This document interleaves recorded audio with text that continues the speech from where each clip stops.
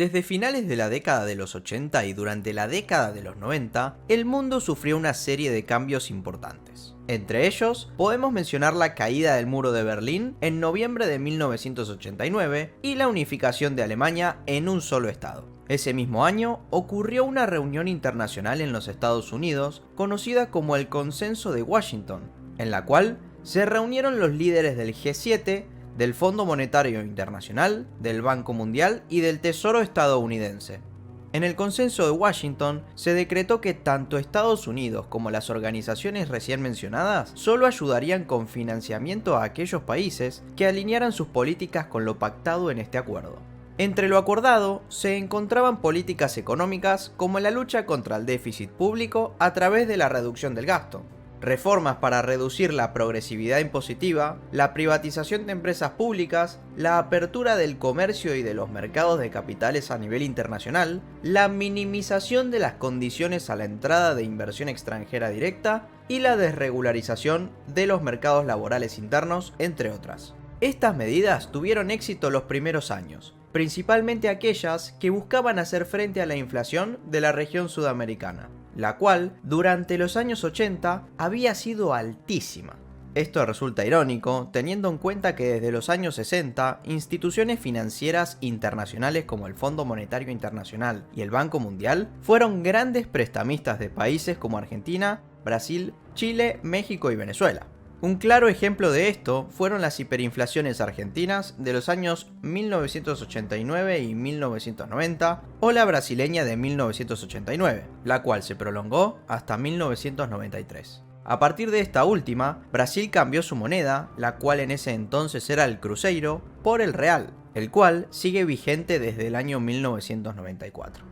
Ese mismo año tomó como política monetaria un patrón fijo entre el dólar y el real de 1 a 1. Esta cuestión terminó explotando 5 años después, crisis en la cual Brasil se vio obligado a devaluar su moneda y dejar de lado el tipo de cambio fijo, reemplazándolo por bandas de flotación. Esto afectó fuertemente a las economías cercanas y en particular a la Argentina, debido a su fuerte relación comercial con Brasil. En el caso de Argentina, en 1991, bajo el mandato de Carlos Menem, se aprobó la Ley de Convertibilidad, la cual fue una medida que estableció la paridad 1 a 1 entre el dólar estadounidense y una nueva moneda argentina, el peso, mediante un tipo de cambio fijo, en donde se limitaron absolutamente todas las intervenciones del Banco Central y donde se eliminaron las bandas de tipos de cambio. Esta cuestión terminó estallando 10 años después en una de las mayores crisis económicas, políticas y sociales de la historia argentina.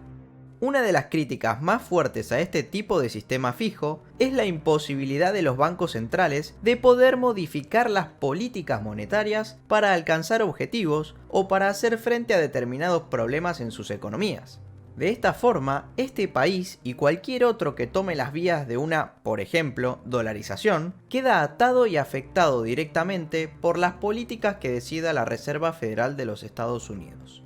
A lo largo de la década, América Latina continuó experimentando fuertes turbulencias económicas. En el año 1994, México sufrió una crisis financiera denominada como efecto tequila, que surgió, entre otras cosas, a raíz de la falta de reservas internacionales que poseía el país. Esto dio lugar a una fuerte devaluación de su moneda contra el dólar estadounidense, y dicha crisis se esparció a otros mercados, mayoritariamente a los latinoamericanos. Volviendo a los Estados Unidos, en 1989 asumió como presidente George Bush padre, quien gobernó hasta 1993. Uno de los eventos más relevantes de la década de los 90 se dio durante su mandato, la Guerra del Golfo Pérsico, guerra que provocó Saddam Hussein luego de su invasión a Kuwait. La misma causó desastres tanto a su propio país como a Kuwait, país que formó parte de la coalición de la Organización de las Naciones Unidas junto a más de 30 países. En febrero de 1991, este conflicto armado finalizó, teniendo como consecuencia un bloqueo económico y sanciones hacia Irak, perjudicando tanto a su economía como a sus relaciones internacionales.